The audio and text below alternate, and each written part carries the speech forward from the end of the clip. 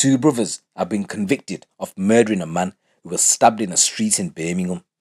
Amin Talea was found fatally injured by two passers-by in Middleton Hall Road, Kings Norton at around 9 p.m. on October the 1st last year. Ridhwaan Farouk, who's 19, and Mohammed Farouk, who's 21, caught a taxi from Risborough House in Turves Green to Overbury Road before lying in wait and after emerging from the side of the building, attacking Mr. Talea outside his flat to meet two of his friends parked in a VW Golf. After the attack, 20-year-old Mr. Talea sought help from two strangers who saw he was bleeding from a significant wound to his abdomen. One of the men called 999. Surgeons did what they could, but the bleeding was irreparable. Mr. Talea died in the early hours of October the 2nd. Following a trial at Birmingham Crown Court, a jury has found Mohammed Farouk and Ridhwaan Farouk from Wheely Castle both guilty of murder, and they're going to be sentenced on Friday. Opening the case early this month, the prosecutor Mark Haywood said, shortly after 9 p.m. on the evening of October the 1st, 2021, two men were walking along Middleton Hall Road in Kings Norton when a young man suddenly approached them from behind and tapped them on the shoulder to get their attention. He then stepped in front of them and asked them to call an ambulance as soon as they could because he had been stabbed. The man who did that was Amin Talea. The men saw he was bleeding from a significant wound in his abdomen. One of the men called 999, and as I said, surgeons did what they could, but to no avail. Mr. Talea, may he rest in peace, died in the early hours of October the 2nd, and he was 20 years old.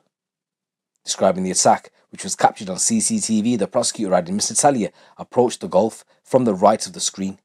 He said, as he did, you will see two men emerge from the side of the building and walk out onto the pavement. As Mr. Talea drew level with the car, the first of those two men suddenly attacked him. His attacker appears to drop something which causes him to shift attention away from Mr. Talea, but as he does so, the second attacker chases Mr. Talea up the junction with Middleton Hall Road. The court heard at least one of the brothers was seen to be wearing a balaclava at the time. The jury was told the following morning Ridhwaan Farouk confessed to a colleague at work that he had been present at Middleton Hall Road the previous night, stating it was his brother's beef. When he was later arrested, he told police he thought Mr. Talea was gang affiliate who could have been attacked for many reasons by many different people. So after telling his work colleague what happened, the work colleague told Ridhwaan somebody had died. He looked to be shocked to hear that and responded by swearing, saying fuck. He also commented he was going to go down for this and felt sick. He told her about a taxi to Overbury Road, walking to Amin's flat and waiting for him to come out. He didn't think he would be picked up on CCTV and didn't know about doorbell cameras.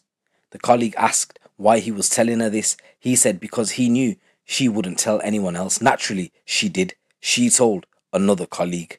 Jurors then shown the soundless footage of police confronting Ridhwaan at JD Sports later that morning. After being arrested at the shop, he denied to the officers the conversation with his co-worker had taken place. So guys, that's a story coming from the West Midlands. I just want to say rest in peace, Amin, and my condolences go out to your family. If you can, guys, please like, share, subscribe and comment to the channel. It's your boy GC. Keep it locked, keep it real.